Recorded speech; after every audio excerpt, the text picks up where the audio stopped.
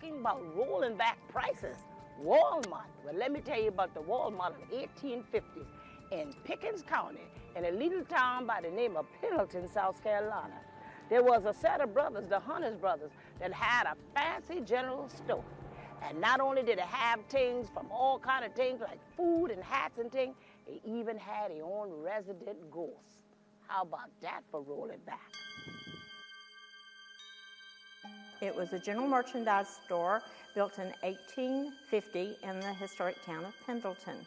In 1870, the Hunter family bought it, and from then on it was known as the Hunter Store. The building was sold to our commission, which is the Pendleton District Commission. We're a regional office serving Anderson, Oconee, and Pickens counties.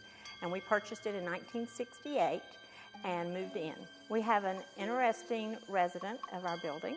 We affectionately call him Mr. Hunter, and he does have a very interesting story. Our executive director, Hurley Batters, was a handyman.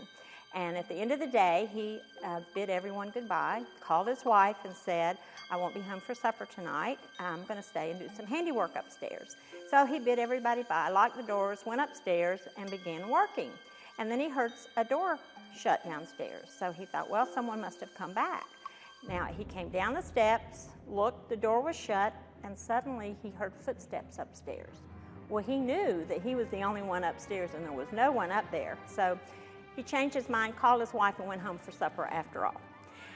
Punch Hunter, who was one of the descendants and had worked here in the building, came to visit one day, and Mr. Batters asked him, could there possibly be a ghost in the building? He said, oh yes, and I can tell you who it is.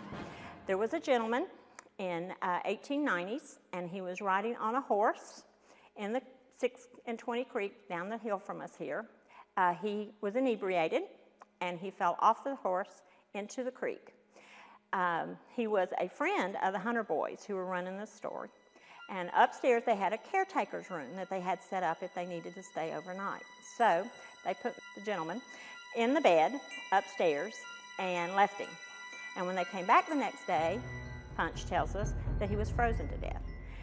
The hypothermia, I'm sure, because of the lower body temperature because of alcohol and the fact that he was wet. And it also turned very unseasonably cold that night. And so upstairs on the facing going into that room, it says, May 19th, 1894, very cold.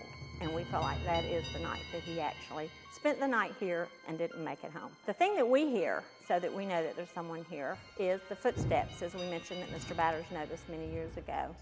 It will sound like he's dropped a box of books and scurries, like he's going to be caught for doing something he shouldn't have. But when we go upstairs, there's absolutely nothing out of place. Everything is where it should be. I was working here, had been working here for many years, and I got up to get a drink at the water fountain. I had to pass a little alcove where we had a desk set up, and as I walked by, he was crouched down behind there. And I got more of a look of a silhouette. It was, I didn't see facial features, but I could see lots of curly hair and a curly beard, and he was hunched over like he didn't want me to see him. And when I turned and looked full, he was gone. We told this story to a leadership Pendleton class and had 2 ladies come up after class to tell me that they had worked here in the 70s on Saturdays as high school students. And they too had seen him, but they never told anybody until we finally revealed that we had seen it and they didn't look crazy. So then they told the story. Of course, the interesting thing is he's always heard on the second story, but all of the sightings have been on the first floor.